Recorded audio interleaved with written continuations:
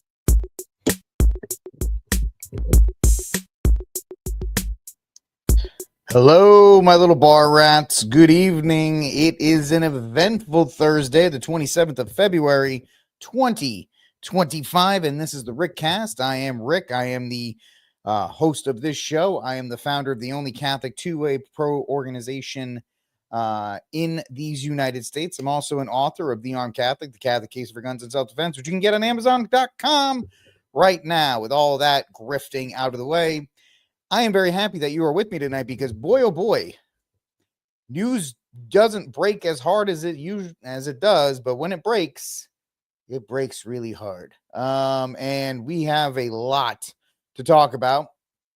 We have an update on the Pope real quick, and then we're going to get into the disaster that was the Epstein client list rollout. You could not have planned this any worse. And it's kind of funny to watch on the sidelines. Obviously, the Epstein case is a terrible thing, but to see these influencers get high off the smell of their own farts and to see nothing happen with it, yeah, it's kind of fun. Steph, if you've been around the game as long, I've been doing this for like 6-7 years, being in the commentary game. You know exactly what's coming up with this stuff. And to see that there was so much hype around it, and Pam Bondi set it up, and then she sent these influencers out, and they took it, and they willingly went out there, and now every single one of those people that participate in it, their brand is completely ruined, because they've been proven that they have no integrity. They have none. So we'll get to that. Andrew Tate back in these United States.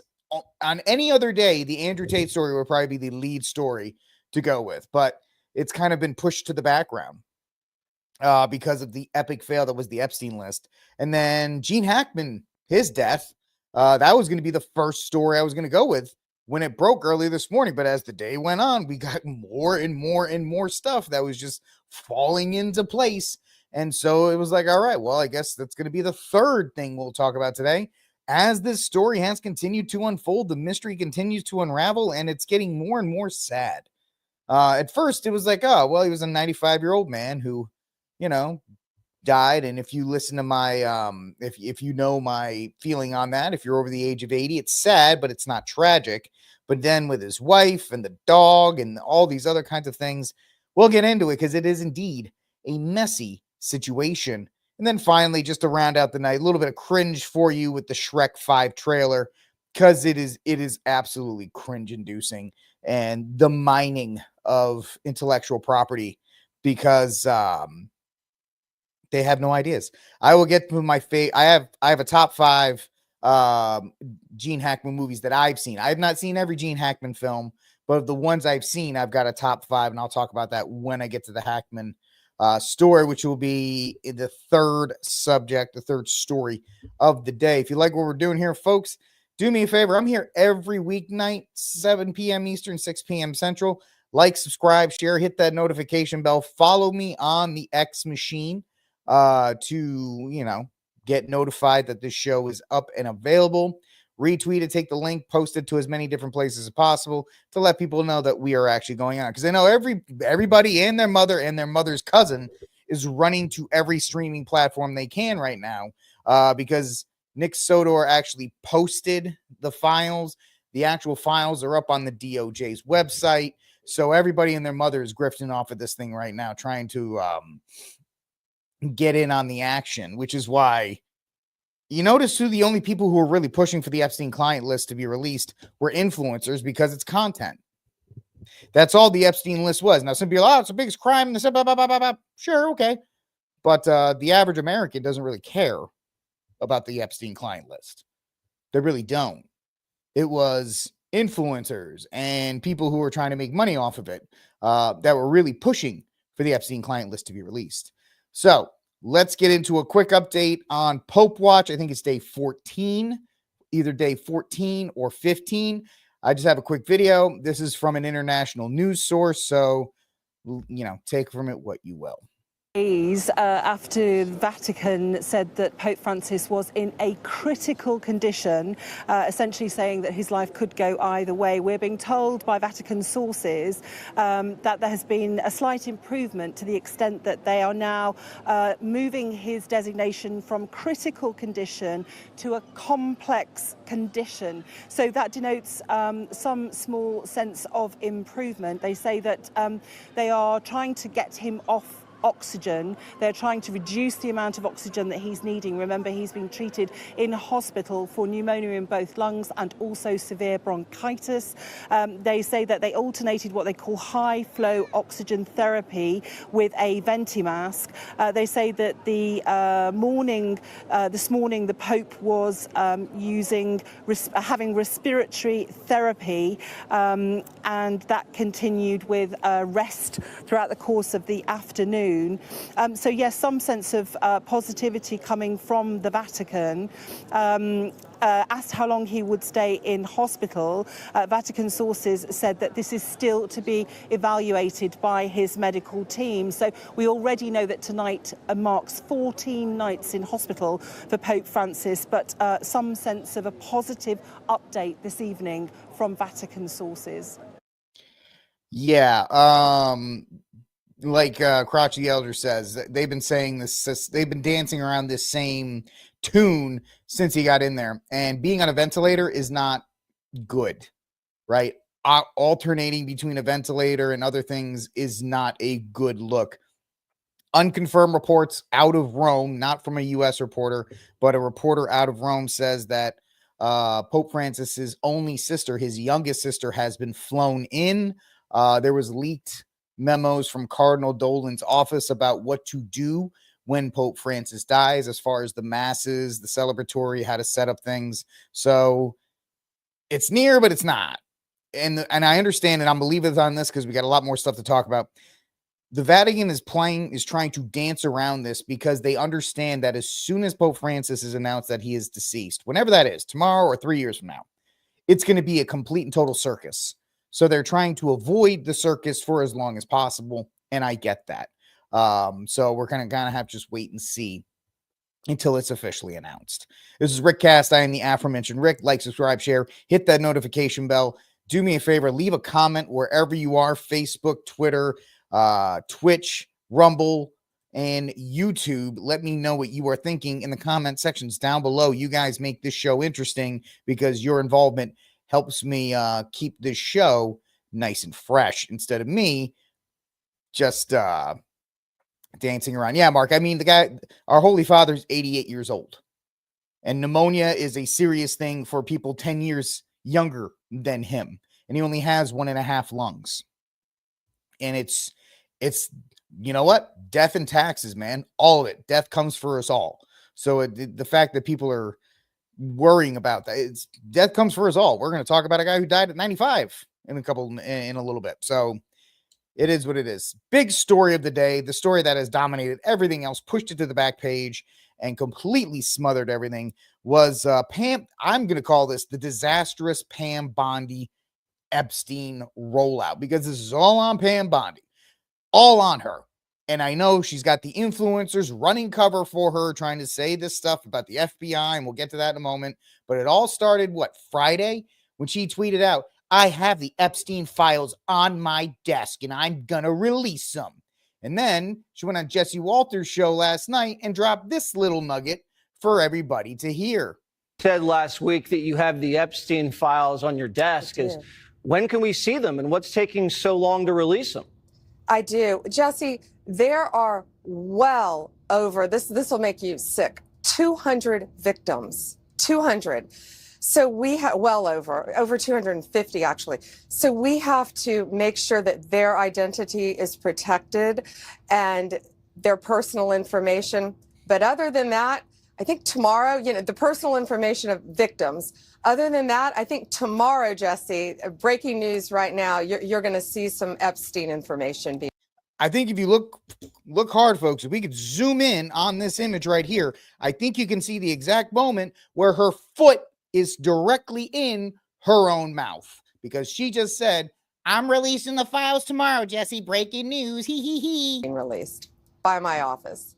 What kind? Are we going to see who was on the flights? Are we going to see any evidence from what he recorded? Because he had all of his homes wired with recording devices. Yeah, what you're going to see, hopefully tomorrow, is a lot of flight logs, a lot of names, a lot of information.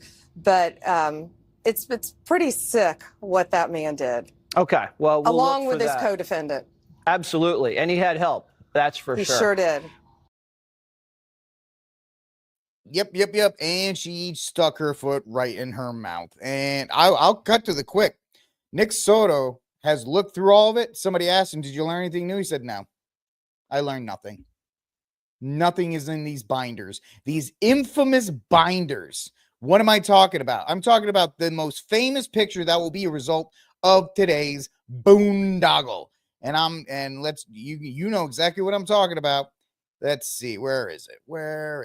It is right here. This sucker. This is what people will remember. This stupid picture with these stupid influencers. And I don't mean them as stupid. I mean the worst delivery method you could decide on. This is supposed to be a list of men that have abused young women, and they're treating it like they just won a lottery ticket. I got a binder.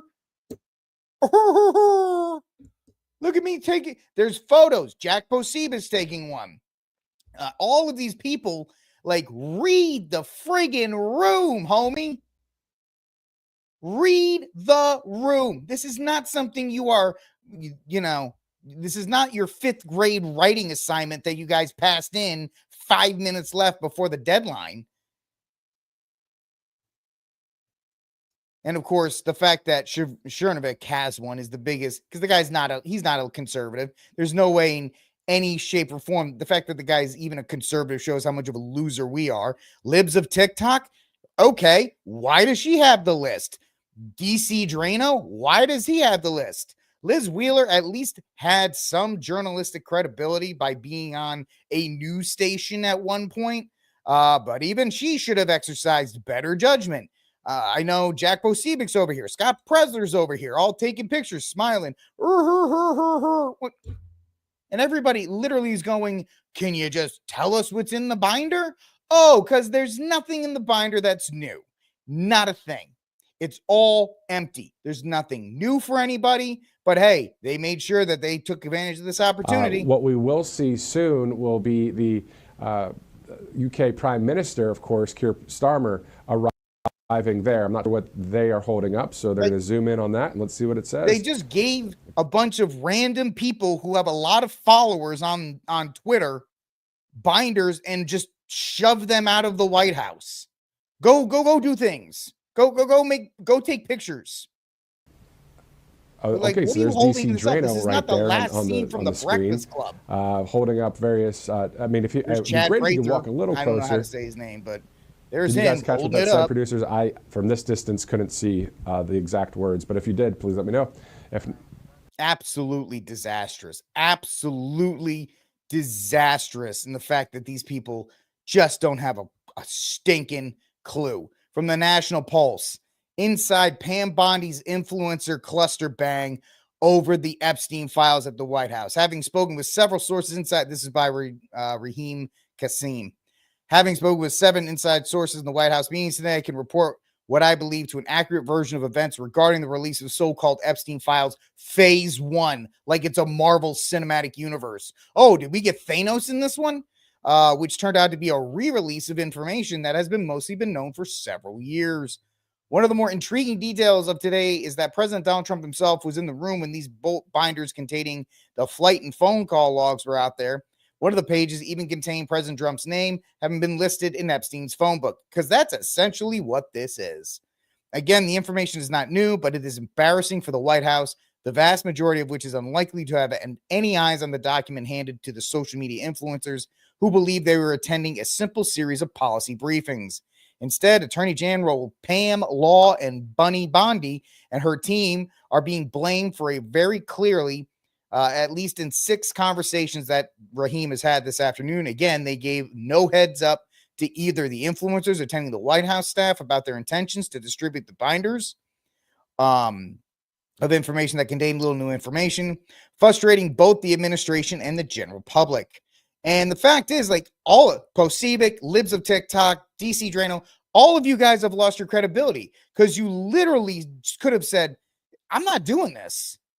But of course, if you say no, the Trump train's going to kick you out. So I get it. You know what I mean? It's either that sweet, sweet money or your integrity. I can see which one you picked.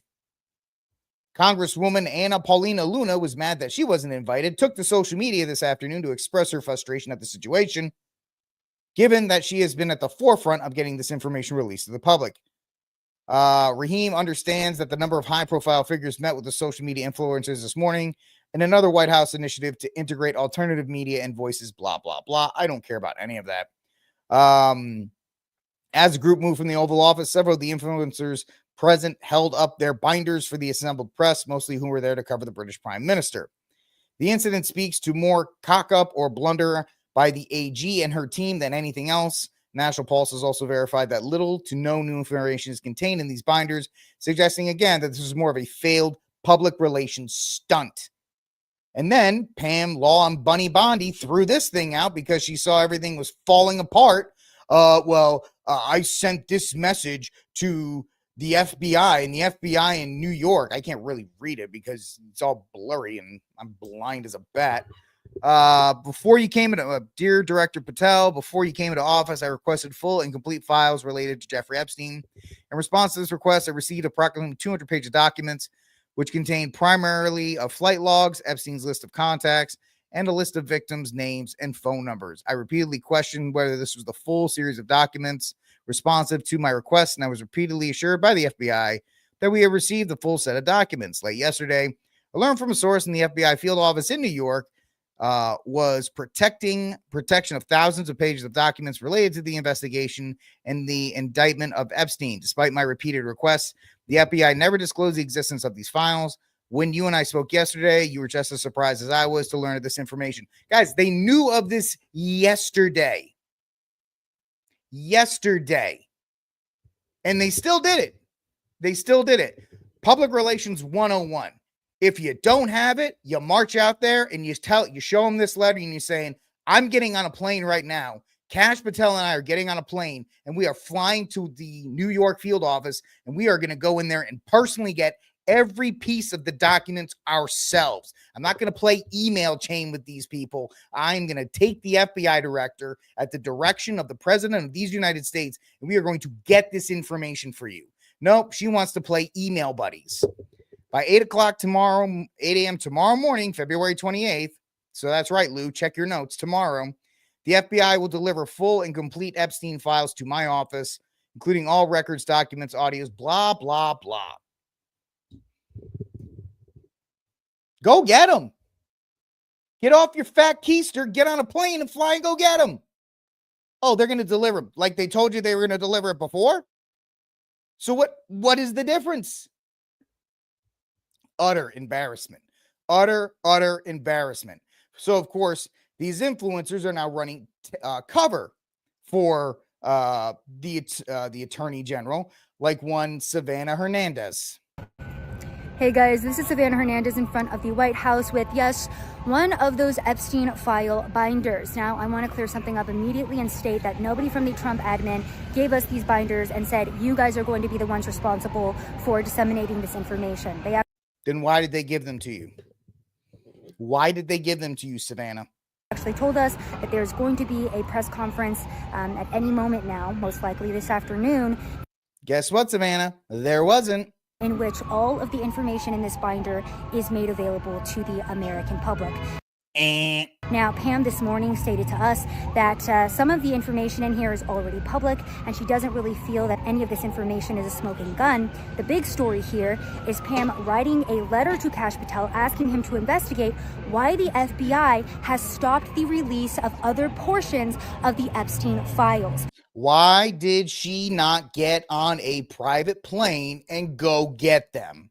If this is supposed to be one of the most important things, why didn't she go get him herself? Or why didn't she say, Kash, we have a chartered plane, go get him? You're the FBI director. You're walking around all tough. Take a team of guys you know and go get him. So that is what is currently going on, and I wanted to come out as a journalist as well and state that, again, we are not responsible for deciding what does or does not come out. All of the information in this binder will be made public. Pam Bondi herself stated that she wants all of the Epstein files to be made public to the American people, not just to influencers or independent journalists, but that in itself has been a process. Now, one of the reasons why I have this is because the Trump admin right now is making a big push for not only transparency, but being welcoming to independent journalists who might have been looked down on, ignored, or even censored over the last 4 years. This administration is making a big... Well, guess what? Now all you people that took the binder, you're a joke. You're a joke now. You're a punchline. The administration used you. Pam Bondi used you as a scapegoat. Every single one of you that has one of those binders is now a joke. You have all essentially done, if you guys remember this, this is essentially your Jimmy Hoffa moment. Who is the journalist? The journalist, Ronaldo Rivera, right? He was going to break into Jimmy Hoffa's tomb or his safe and find all this stuff, and he done nothing. And it followed him the rest of his career.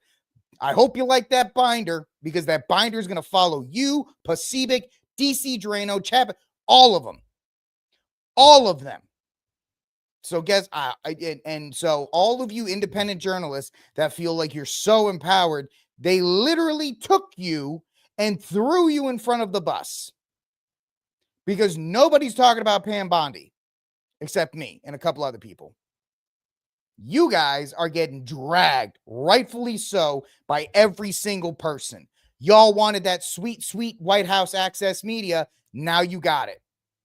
Oh, what did I say? Al Bundy? I'm sorry. I said Al Bundy. Al Capone's bunker. Sorry. Al Bundy's bunker would have been just shoes, right?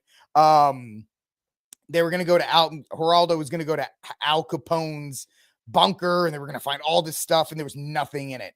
Guess what? You guys, this is your Al Capone moment. Al Bundy. I can't believe I said that. This is your Al Capone moment right here. Enjoy it, because that's what you're going to be remembered for, no matter what else you do. Push right now to allow American people to come into the Oval Office, to come into the White House. Golly, I don't even care anymore. Shut up. Right? Hurry up and wait. Yay. Don't worry. Tomorrow morning we'll have it. Tomorrow morning we'll have all that stuff. By the way, if you wanted to right now, you could go to the actual office of the DOJ, where there it is. And Nick Soto has gone through it, and they're like, yeah, there's nothing. All the stuff we know. All the stuff we know. They had weeks. They had weeks to do all this.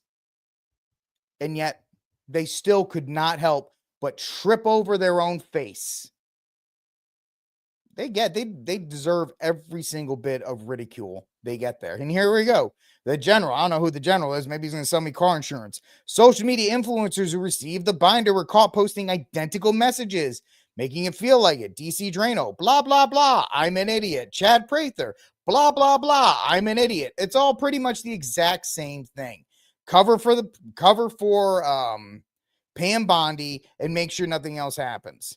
So she can blame the FBI, who didn't do their job, even though she is the one. You're the attorney general, darling. You wanted that sweet, sweet role and responsibility. You actually have to do things. You actually have to make sure things get done. I know in government, even the good ones kind of just like to delegate stuff off and hope for the best, but not in this case. If this is such an important thing, and if we've heard rumors that the FBI in New York has been destroying evidence about Jeffrey Epstein for weeks, why would you just send an email? Why? But no, this is why conservatives look stupid. Right? She's the attorney general. She's in charge of all that. You're right, Mark. She's in charge of all of it. All law enforcement agencies are under her purview. And they're pretty much just like, yeah, go away, go fly a kite. And this is what will be remembered. I know they're like, oh, there's ways to save this. You have destroyed the Epstein list. Every single one of you influencers who took the binder, you have now made the Epstein list a joke forever. They could release everything. They could have a PowerPoint presentation with Donald Trump narrating it. Nobody's going to take it seriously because you dummies had to take the binder. First, you had one shot to make this thing work, and you all blew it. You absolutely blew it. You don't get second chances to do this kind of stuff. And you guys covered up for the incompetence of law. This is why I call her Law and Order Bum, Law and Order Bunny. Everybody thinks I'm a jerk until stuff like this happens. Hey, man, I'll just say it. You think Matt Gaetz would have let it happen like this? Maybe. We don't know. Unbelievable. Unbelievable. And y'all just literally assisted in this. Yeah, he needs to send her and Patel. They should be on a plane now. They should actually be in New York. It's not a long of a flight from DC to New York via private plane. I mean, granted, you're flying out of DC, so it's a little bit more dangerous. But literally, they could have been there in 3 hours and escorted straight to the front of the building with a team of people they trust. Show me the Epstein files. We're going through every single office until we find everything. And live stream it. I don't know. Do something. Golly, what a mess. What an absolute mess. And they think they're you think you're going to be able to walk this back? Some people are trying to say, oh, maybe they will. Nah, man. You cannot. Because the American people are like, I don't trust you anymore. Conservatives don't trust you anymore. Why should they? Yeah, you can go to this website and guess what? Find nothing. Nothing new. It's a huge joke. They've turned the innocent, the destruction of innocence and an absolute ring of debauchery into a binder. If I was Trump, I'd be pissed. Just because it's embarrassing. If you're just being the head of an organization, like what are you doing? What are you doing down there all day? All right, that's it for that first segment. I mean, there's so much stuff to go through, but that's essentially the summation of it. This is Rick Cast. I'm the aforementioned Rick. Like, subscribe, share, hit the notification bell if you like what I'm doing. Help spread the message. If you're on X, repost it. If you're on Rumble, drop me a message in the comment section and give me a like and a subscribe as well. You guys on YouTube, you're doing a great job. My Twitch streamer, my one Twitch streamer, salute to you. And nobody on Facebook because it's a bunch of boomers who are probably buying, commemorative Pam Bondi binders from like One American News Network or something like that. All right, ladies and gentlemen, moving on to our next story of the day. This would have been the main story of the day if not for the Epstein debacle from The Guardian. We got a lot of Guardian stuff today. Andrew Tate and brother land in U.S. from Romania after travel ban lifted. The self-styled misogynistic influencers Andrew Tate and his brother Tristan arrived in Florida on Thursday after flying from Romania to the U.S. in a private jet as prosecutors suspended their travel ban and a court lifted a precautionary seizure of some of their assets. The pair, who were arrested in Romania in 2022 and faced trial on charges of rape, sex with a minor, people trafficking, and money laundering, took off from Budapest for Fort Lauderdale at 6 a.m., 4 a.m., whatever their time is, officials confirmed, which was actually kind of interesting because Ron DeSantis had something to say about that. We have no involvement in that. I read about it through the media. Clearly, the federal government has jurisdiction, whether they want to rebuff his entry into the United States, and I have confidence that whether it's Pam Bondi or Kristi Noem, that they will be looking at that. I do know our Attorney General, James Uthmeyer, is looking at what state hooks and jurisdiction we may have to be able to deal with this. But the reality is no, Florida is not a place where you're welcome. with that type of conduct in the air. And I don't know how it came to this. We were not involved. We were not notified. I found out through the media that this was something that was happening. Okay, guys. Now it's a tricky situation because they are technically U.S. citizens, so they are entitled to a trial under the Bill of Rights, and that's a very weird thing for Ron DeSantis to say. I don't like the Tate brothers, but they still are entitled to an actual court proceeding. So then they landed, and craziness ensued.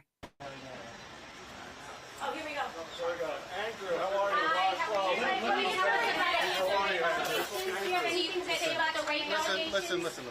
We live in a democratic society where it's innocent until proven guilty, and I think my brother and I are largely misunderstood. There's a lot of opinions about us, a lot of things that go around about us on the internet. We've yet to be convicted of any crime in our lives ever. We have no criminal record anywhere on the planet ever. Our case was dismissed on the 19th of December in Romania under the Biden administration. And our prosecutor recently decided, because we have no active indictment in court, to let us go and return. This is a democratic society. It's supposed to be innocent until proven guilty, as my brother and I are. And I think it's extremely important that we stop allowing media spin, wrap-up smears, lies, or carefully constructed narratives from George Soros-funded operations trying to destroy the reputations of good people who have no intention to do anything other than follow the law. Why are you here in Florida? Why are you here? Did Donald Trump help get you the travel ban lifted? Did Donald Trump help get the travel ban lifted? Why are you guys here? Can you tell us? Why are you here in Florida? All right, so the return of the Tate brothers has sparked more conservative back and forth, and of course Jeremy Boring, the dumbest man on the planet, the dumbest man to lead a Fortune 500 company, and that's saying a lot, had to go out and say the way conservative organizations respond to Andrew Tate arriving on U.S. soil will tell you everything you need to know about them. Any organization or host who embraces him is engaging in far worse than simple grift, though it is that Andrew Tate is the enemy of any traditional American conservative, even though, Jeremy Boring is all for gay sodomite couples, child trafficking children, and a host of other things that we cannot, I don't want to get into because people will accuse me of very, very hurtful things. But then Andrew McNair, Andrew Tate is terrible, but turning him into some form of litmus test is a mistake and plays directly into his hands. Tate only exists in America because conservatives have failed to thoroughly at speaking to young men and portraying masculinity in a positive light. And it's because of people like Jeremy Boring, who are failed theater kids who don't have any way to have or exclude or exude any kind of masculinity. And the whole Daily Wire, I know I get into such hot water with the Daily Wire, especially as a Catholic, and it's like, what about Michael Knowles? What about Matt Walsh? Okay, them aside, the Daily Wire has not been conducive to masculinity. Okay, it's pretty much Fox News for millennials and Gen Zers. But the fact of the matter is, Andrew Tate is a cancer on society. Andrew Tate is an awful human being. Andrew Tate is appealing to young men because there is a vacuum in these United States as far as positive role models for men because they've been destroyed.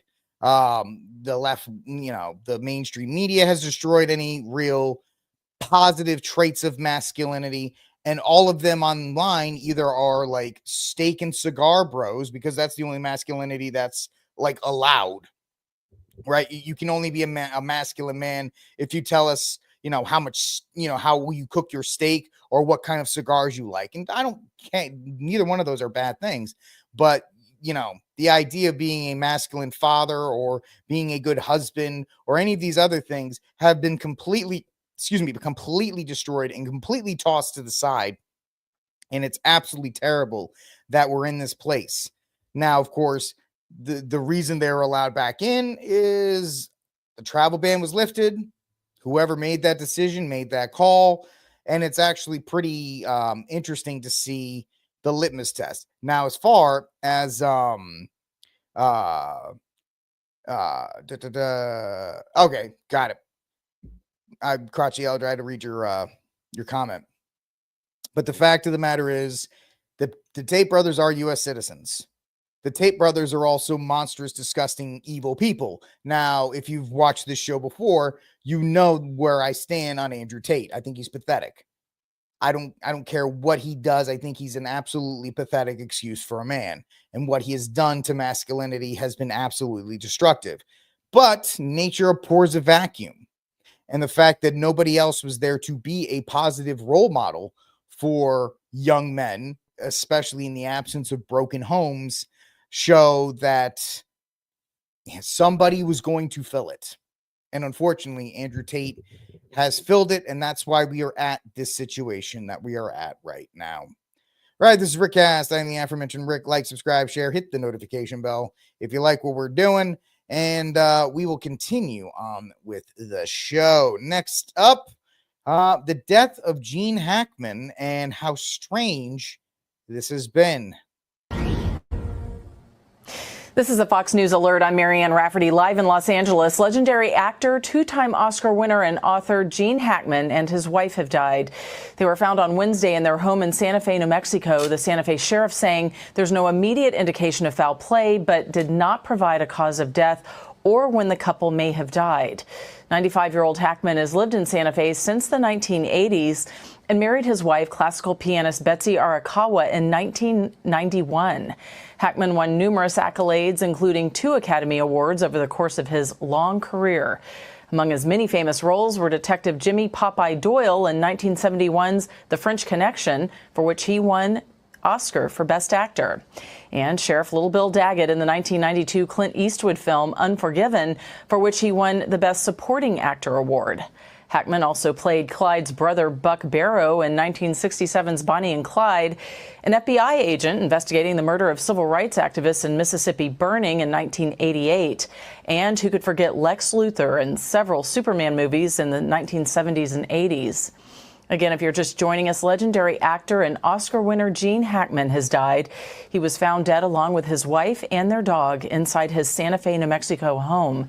The Santa Fe sheriff says there's no immediate indication of foul play, but an investigation is ongoing. Now, so that was the beginning. Okay, that's a sad thing. 95-year-old man passing away. It's sad, but it's not tragic. But then the story just continued throughout the day to get a little, stranger.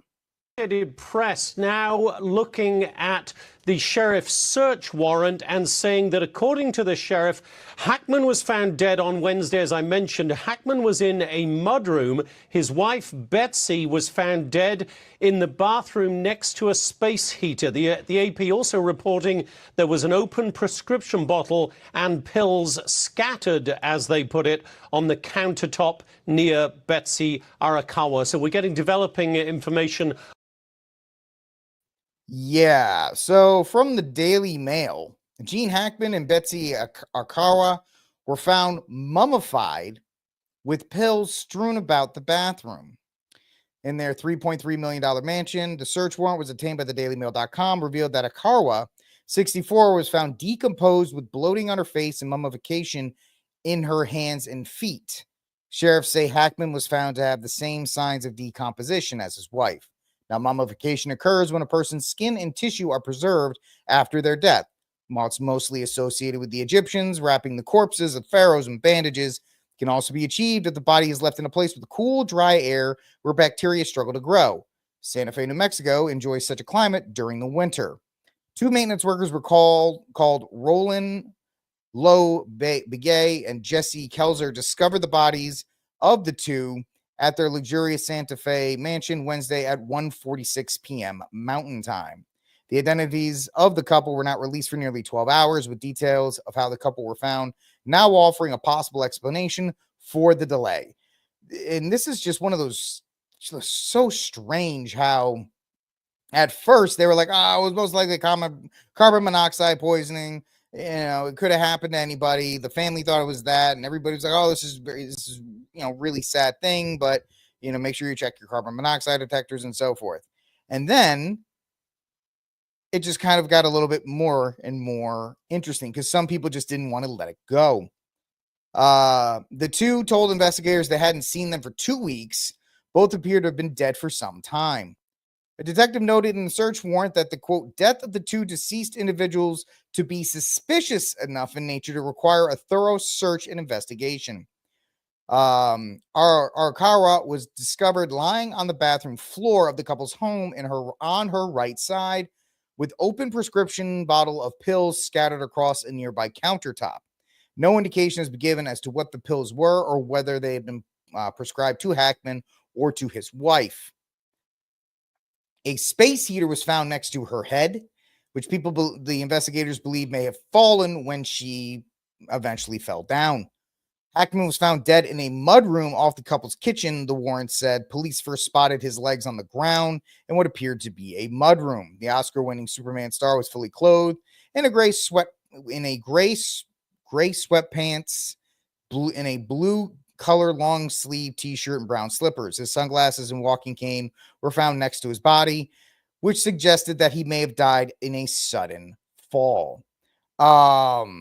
So Jeremy from the Quartering, I just watched his video before I came up, and he put something pretty, and somebody, I think I was Mark mentioned it earlier. I think he's 95 years old. He might have had a stroke, or he might have had some kind, he just went. And then his wife and her just, it happens and she's just devastated. And in this moment of devastation, she grabs some pills and tries to join him. So pretty awful. Why the dog, though? I don't think anybody understands, because 2 other dogs were found. Hackman's daughter, let me see. Arakawa was wearing dark gray sweatpants and a light colored sweatshirt. Firefighters were called to the property, but there was no signs of a gas leak, which is what everybody thought at first. Hackman's daughter, Elizabeth, has speculated early on Thursday that her father and stepmother may have been killed in a carbon monoxide leak.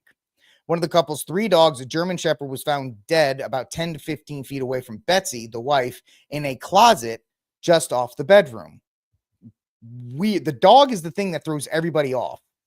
Earlier reports suggested the animal was found dead in a kennel. That was not. The 2 other dogs were not harmed. One of the dogs that was alive was near Betsy. The other one was running around in the front yard. So the time period is strange. The dogs were still healthy, but they didn't, how did they stay there? Why was the one dog put in the closet? It's just, the more details that come out, the more it just seems strange. One of the surviving dogs was found alive close to Betsy's body, blah, blah, blah. I mean, he's 95 there. If you ask me, he looks good for 95. That was in 2024. The couple's front door was open and there were no signs of forced entry. Santa Fe Sheriff's Department said there's no suggestion of foul play, but that the investigation is ongoing. Friends occasionally share glimpses of his post-acting life, including social media shots of fishing expeditions paying tribute to the silver-screen triumphs. It's just so weird. And it just doesn't, there's nothing in here that makes sense in any way, shape, or form. It's absolutely terrible. And it's one of these things that these classically trained artists, whether it's Prince or Gene Hackman, Michael Jackson, any actor, they have these lives of great artistic works, and then they have such strange deaths that it doesn't cloud up their legacy or their memory, but it's a weird way to end it. Anyway, I'll end this segment by telling you, nobody knows what the pills were, Steph. Nobody has any ideas what the pills were yet, but apparently they were strong enough to pretty much knock her out. If he's 95 and she's 63, I guarantee you there's some kind of sleeping pills or some kind of antidepressants or some kind of something's floating around that place just because of prescription, the way they like to prescribe stuff. But, here's the thing, Mark. It happens a lot with elderly couples. If couples make it until 75, 80, and then one moves on, one dies, it's not uncommon for the other one to make a rash decision in a moment of desperation and depression. And I completely get it. You spend 50, 60 years with somebody and all of a sudden you're alone.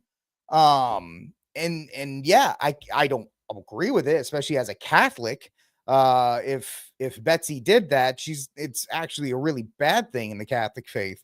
But it's just a strange way to remember somebody who is always so well respected as an actor. Speaking of which, my 5 films that I think my 5 favorite Gene Hackman films based on what I've seen: Bridge Too Far, Crimson Tide, The Replacements, Unforgiven, and Enemy of the State. Those are 5 Gene Hackman films that I absolutely love. And I'll probably watch one of those this weekend in memory of Gene Hackman. All right, this is Rick Cass. I'm the aforementioned Rick. Like, subscribe, share, hit the notification bell if you like what we're doing on this show. One last story of the day, just to send you out on a cringy note, because I always want to do 4 stories, and finding this 4th story was not fun, but you're gonna have to deal with it as well. But the birdcage is great. The birdcage is great. It would probably 6 or 7, right? Birdcage is 6 or 7. But that's those 5 for me are great. If you thought that the mining of intellectual property by soulless studios had ended, unfortunately, ladies and gentlemen, you are wrong. Shrek, of course. Hey, Magic Mirror, who's the fairest of them all? Why, Shrek, of course.